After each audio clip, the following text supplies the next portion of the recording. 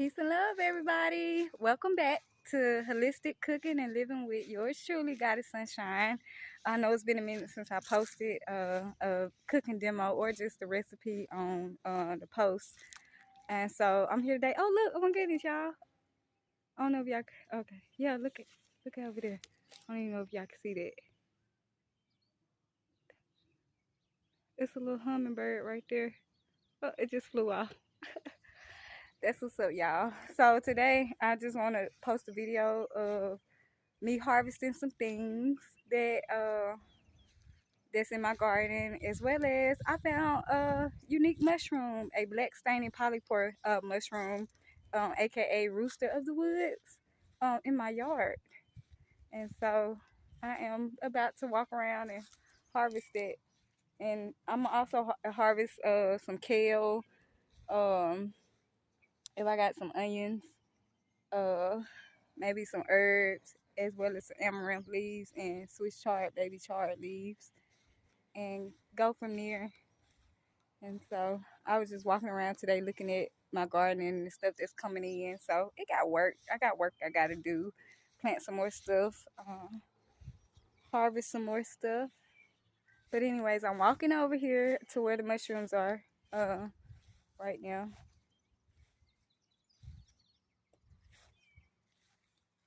All right. I was riding through my yard and I saw this underneath this growing at the base of this tree, which I feel like is a birch tree, but I'm not entirely sure. But I wanted y'all to see, and I'm about to flip the camera around so y'all can see it. So here we go. And you can tell it's just starting to get old. So I actually just pulled this piece off. This why it done turned brown. So I pulled this off just to tear into it. Y'all can't see that, but I'm tearing it apart right now so y'all can see the inside of it. So when you rip it apart, it's not doing justice. It's literally like chicken. I'm trying to tear it apart for y'all to see.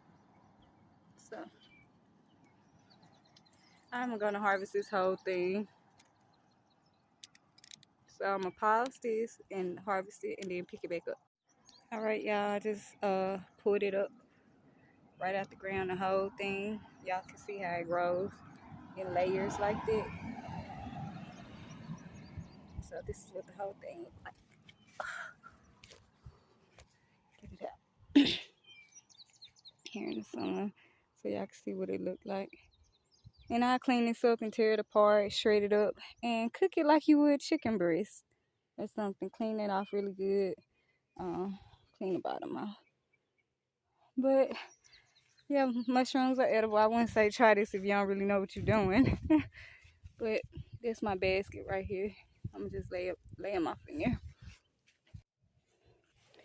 So got our Black-Staining Polypore mushrooms. That'll be our protein fiber right there. And fiber right there. And so flipping this back around. Over here in this bed is not all that. I was just gonna see what the onions looking like over here. We get some little shallots to cook with it, with whatever I'm gonna cook.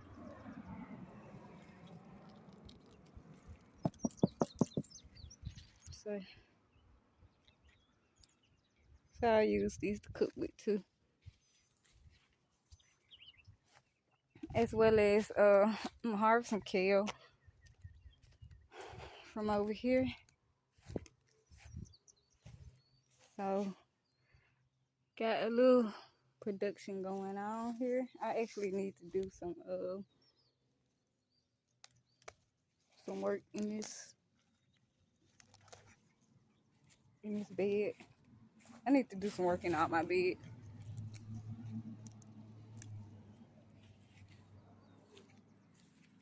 So we're gonna get some of this kale right here.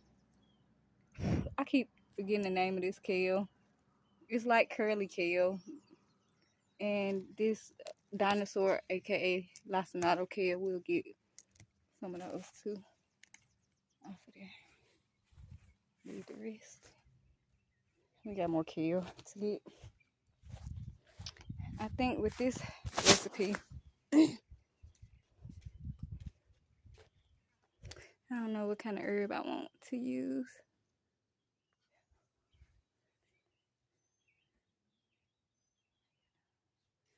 I'll probably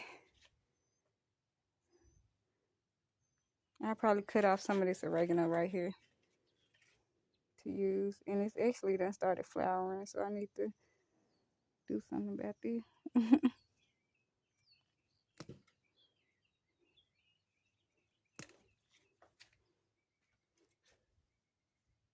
It's not all that good looking. We got cilantro right there growing. And then this is our little butterfly wildflower garden right here. But I really just came over here to pinch off these amaranth leaves right here. So this is red amaranth. I'm just here to get some of these leaves because they are edible. And mine actually is like it looked like it's getting sunburnt or something. I like how they give the food a nice bright red color. Little bees over here working. So the rain kind of been like good for the ground, but also it's been coming down so heavy, it's been kind of knocking stuff over. Oh look, my cat is drinking water. So y'all had made this for my cat. This is basically like a cat bed, plant bed, and it's basically oat and wheat grass that my cats can eat on. And I put like a little watering bowl right there. Shh, don't start that. He be whining. And this is our Swiss chard and basil. We'll probably just harvest it, some basil. It's looking good finally from the rain. And I'm only grabbing a few of these leaves. Pull them because it don't even look good.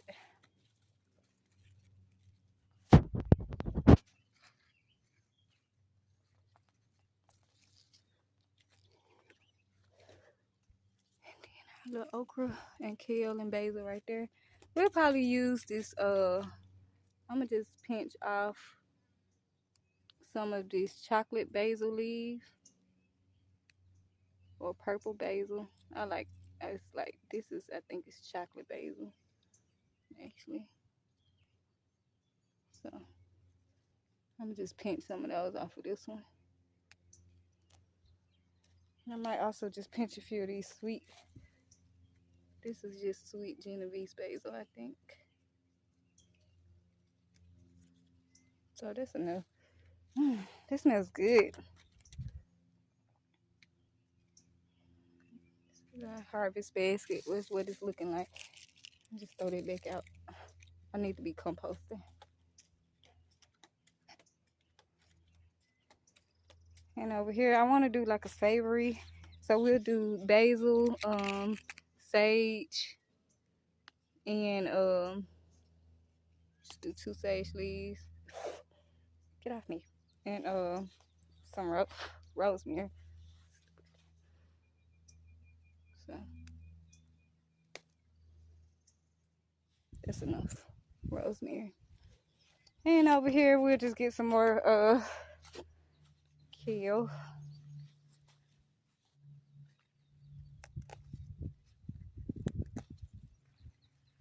Get these big pieces off of here. All right, y'all. So I'm back in. So I just finished doing the harvesting out the garden, in the yard of some edibles. And so looking back at what we got down off in here, I'm gonna just move it around a little bit so we can see it better. This is what we got here, y'all. So we just found some Black-Staining Polypore Mushrooms, aka Rooster of the Woods. in the same family that resembles hen of the woods and chicken of the woods. And we'll probably just make a full saute of everything together.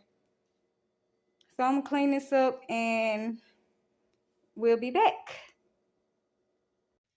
All right, y'all, I'm back. So it just took a little bit of time to wash everything. Mostly the mushrooms took long. So when you foraging for wild mushrooms, they are pretty much covered in dirt and sometimes other little stuff. And so you just clean it really good. In water, and that's how I normally do mine. Pull it apart, look at it, make sure I get the good soft pieces. So because the mushroom was aging or had aged, and this you could tell from the black stains on it, the Black-Staining Polypore Mushroom. So it started turning black around it, and that's kind of like how you know, one of the ways of how you know. But as it started aging and becoming older, it becomes tougher. And so on the inside of the mushroom is real like soft and tender and stringy, but as it get older it gets more stringy and more fibrous and tough. And so I'm gonna just flip it around and let y'all see what we working with. So this is what we working with, y'all. So these are the greens right here. I don't know if y'all can see that or not. There we go. And then these are the mushrooms. So once you finish them and pull them apart, they kind of look like little shreds of marinated chicken or beef, or it reminds me of chicken because you see how stringy or it is on the inside when you pull it apart.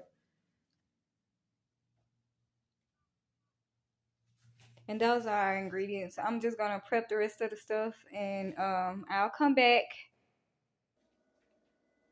All right, y'all, we back at it. I'm back at it. And so I have already prepped up all the ingredients that I'm going to use for this dish, which is gonna be an immune boosting savory pan fried wild mushrooms over mixed greens that I'm basically gonna saute. The savoriness is gonna come from the herbs from the garden.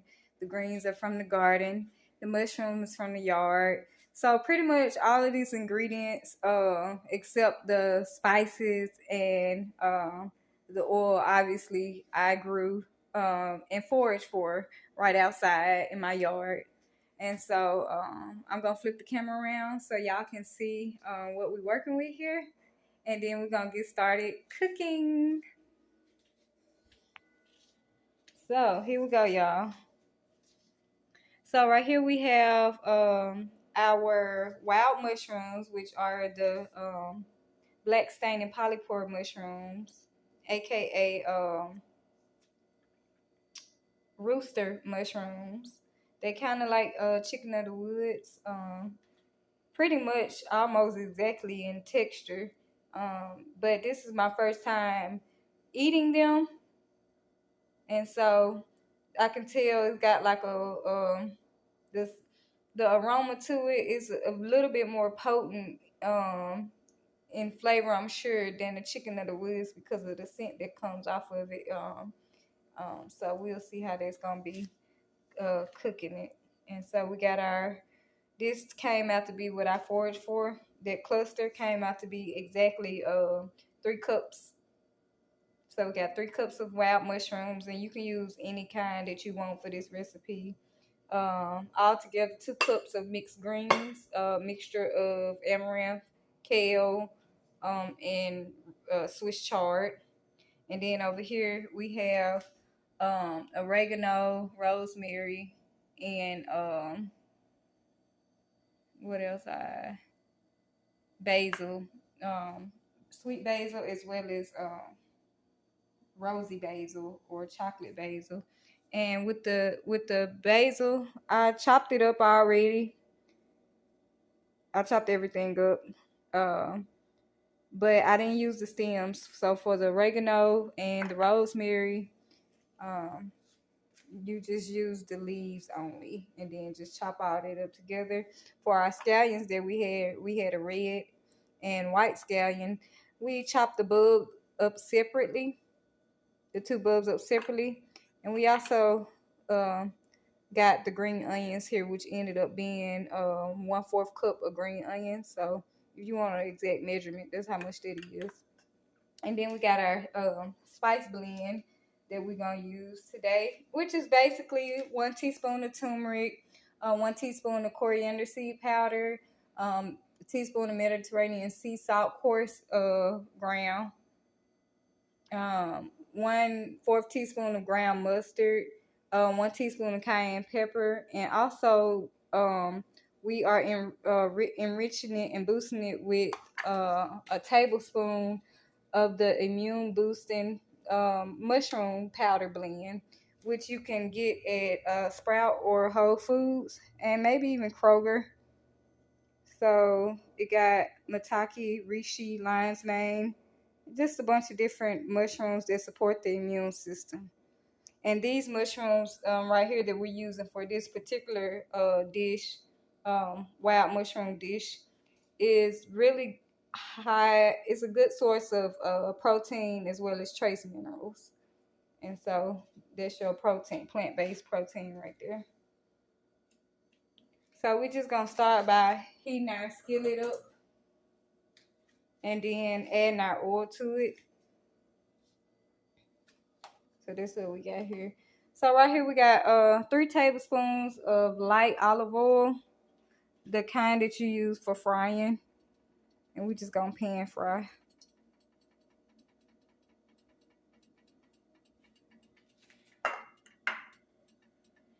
Now that that oil is heating up, you can hear it.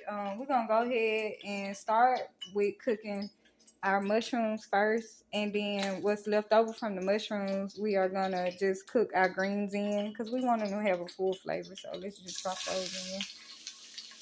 And these mushrooms right here, and we'll turn the heat down because we don't want to cook them too fast. So just start off with it on medium heat. These mushrooms right here are real potent and aromatic, like you can really smell them.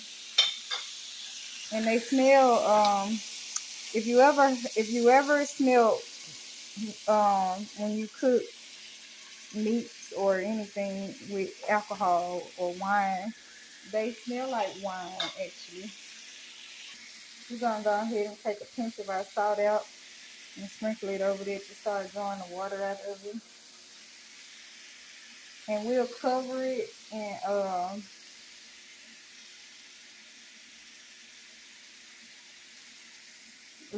let the flavors cook down off in there. We don't want to lose no flavors, so let's just get a cover for it. We're gonna go ahead and add from over here our actual onion bug, scallion bugs in there, so it can be cooking up that good those good flavor notes in there with it.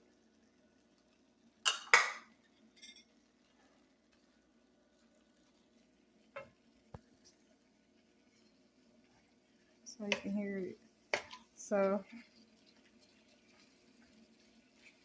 they're kind of like little nuggets or little strips almost. So let's make sure we just try to get all of them touching the bottom of the pan. Y'all, these mushrooms got a flavor of their own. I can smell it. It smells so good. Cover it up. 5 minutes, y'all. All right, we're taking it off. 5 minutes has passed. Let's see what we're working with here. Ooh. That's nice. I always grab this with the wrong hand starting out. Yeah, so that's good. So now we're gonna throw our herbs in there and our spices. And let that cook down.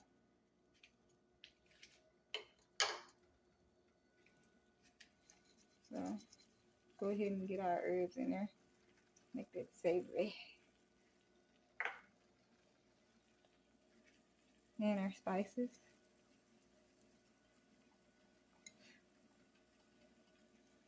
Cover that. That is looking and smelling good so far. Just get it tossed up in there. Smells so good.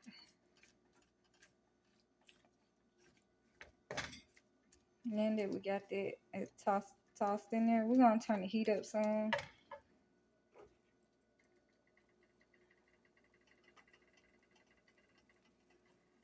Just a little bit, not too much. And we're gonna make sure all of these are still laying flat. Move it over, get them on those juices.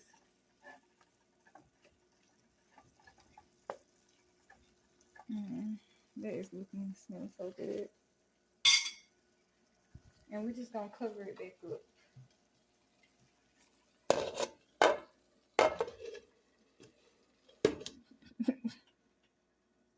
We'll let this cook for 5 more minutes. I'm gonna stop halfway through the 5 minutes and toss them. But then I'll come back on here and we'll see what it's looking like after 5 minutes. All right, y'all, 5 minutes has passed. We're pulling it off now. That's what that's looking like. And now we are just gonna roast these. We're gonna flip each one of them and just roast them with the top off so they can kind of get a little char on them and look crisp on them. We'll see how that goes. And they looking good though, nice and juicy and chewy looking.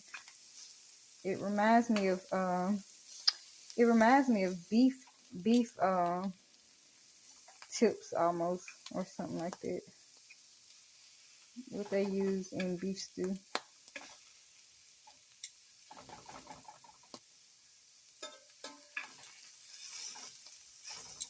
So we'll just turn it back down to medium because we don't want it to just burn like all crazy. So we do want these to coat.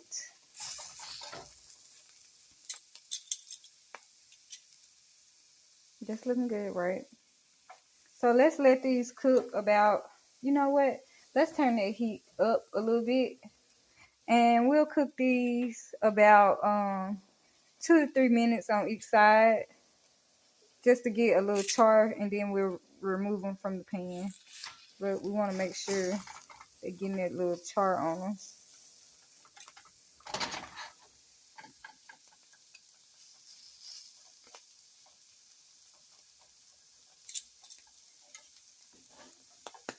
Make sure my pan up here good. So it's looking good though, and it's smelling so good and savory. I don't even know what to say. I just can't wait to try it. All right, so let's let these cook and we'll come back. So we're back again and about to flip these. You can smell the char coming on there. They're trying to char good now. So we'll hear it and flip them. Get them all charred good.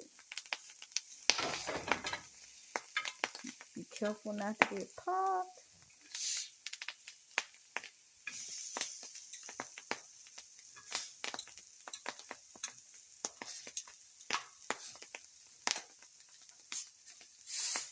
And these are actually good. So I'm actually going to take these off. They're smelling good and ready. Alright, y'all, so we back. So once we get our skillet cleared out, we don't want to use no burnt skillet if it starts to burn, or you want a clean taste going. So just clean it or get another skillet and just put a tablespoon of coconut oil, and this is for the greens. So this to heat it up. We're gonna just drop them along with like a tablespoon of water.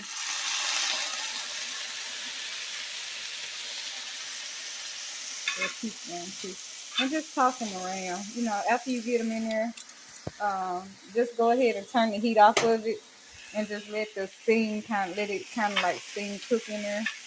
You don't want them to burn. You don't want them to char. You just kind of want them to get lightly steamed. And I just made a mess. Go ahead and throw your onions in there. Half of your scallion, green onion. Toss them, let that cook a little bit. Just with the steam. Your heat should be completely off. The coconut oil is going to just give it a different kind of little feel and flavor going on. And that should be good enough. You don't want to overcook them or you don't want to be undercooked. So I'm going to remove these, plate it up, and I'll be right back with y'all. All right, y'all. So back at it, then plated everything up. I'm going to flip the camera around and I'm just talk about it for a little minute and we're going to go through tasting it and just describe the flavors to y'all a little bit and go from there. So flipping it around. Oh, look how pretty that is. Oh my goodness. They look like beef, roasted beef. Literally. Okay, so this is what we're working with, y'all. Like the whole time these mushrooms been cooking, they've been smelling like straight up champagne. After I took the top off, they kind of just roasted about 2 minutes on each side, and they was ready to go. And I did turn the heat up so they can go ahead and char. But you don't want to overdo it. The more you cook it, they'll burn as well as remove the moisture out of it. So you want it just a nice little tender, but chewy, just like how you would eat any other, I guess, type of protein. So let's see what we got here, y'all. So this kind of what it look like on the inside, like chicken.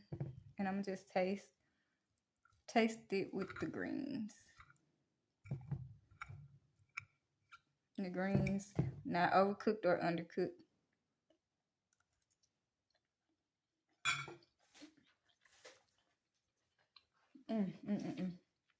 Wow. Okay, y'all. Wow. First of all, that is bursting with flavor. And because I only put let's see, I only put fourth. Or did I put all? Oh, I did. I put a whole teaspoon of cayenne pepper. And so it is spicy. I love spicy foods. I would say if you don't like spicy foods, just go down to half a teaspoon or a fourth of a teaspoon of cayenne pepper or none at all. But it's so flavorful and all of those herbs cooked up in there, and so it's got this real savory flavor, earthy savory flavor, and it is definitely seasoned well. So the other spices kind of just brought it out. Now, as far as the flavor of the mushroom, it's the texture of the mushroom itself. It's just like beef. Oh my goodness. It reminds me of the texture of beef. It's chewy, but it can break down, juicy a little bit. And so it's just like that. That's crazy. But the thing that get me is, even though that flavor and that smell is really potent of the mushroom, when it actually cooks out. So I was thinking that, oh, I'm finna eat this and it's finna taste like drunken something or something with that's been cooked in wine. But it actually wasn't like that. And so the mushroom itself is really, really good. So I'm gonna see if I can take another piece off. It took me a good little while to it's just like eating beef. And honestly, the younger it is, the more tender it is. So because that one was getting old, it was kind of getting a little tough, but I took the, it was tender and juicy still, so I just only got the tender pieces off. So I'm gonna just eat another piece just to get another taste in.